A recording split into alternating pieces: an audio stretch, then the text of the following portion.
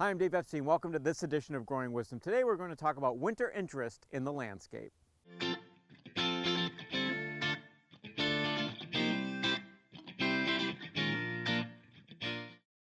So in the yard during the course of winter, if you don't have anything that's evergreen, it's rather bleak. It can be brown looking. You don't really see anything besides the trees which are bare and the shrubs which are bare. However, you can add plenty of things with lots of interest for winter.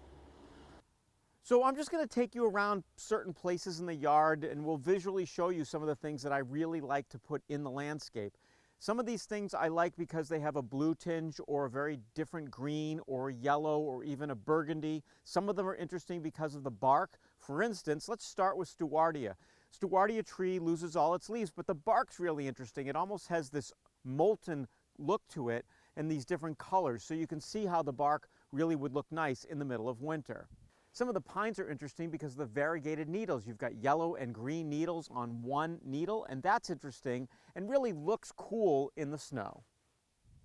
What else? I like this Pinsapo here, and in front of it we have a euphorbia, and the color between the euphorbia and the Pinsapo behind it is a nice contrast and will add some interest. Of course, if we had 2 feet of snow on the ground, some of these things would be buried, but we'd still have some interest coming through the snow. We have this very fastigiate cedar, which is tall and skinny. That will definitely stay above the snow. If it doesn't, we've got a real problem around here, giving me some interest.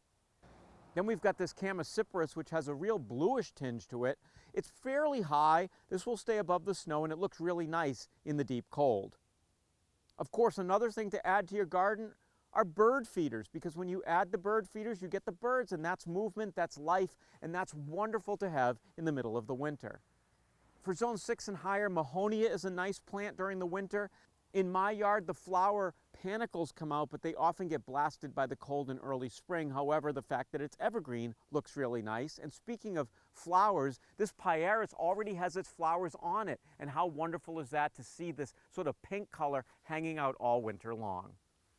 So the Siberian carpet grass is another interesting plant. It's got a nice burgundy color. I'll lift it up. You can see it's still green underneath. It will be real green here in the course of the summer, and then it turns this burgundy color in the winter. That happens with some of the small leaf rhododendron as well. They're green in the summer and a much darker color in the winter. So here's one with a lot of yellow on it. That's a Japanese holly, and this will look wonderful when the light's hitting it. And then you also have your smaller boxwoods. They look good, or a large boxwood. That's another option. As you can see from the yard, what I look at from the inside out is just this wonderful display of lots of different colors and textures all winter long. And at least this way, I'm not looking at just a bleak, barren landscape. For me, it's really helpful to have all of this life, all of this color, all of these textures all winter long. But eventually spring will come, and that's when the flowers will start blooming again. For Growing Wisdom, I'm Dave Epstein.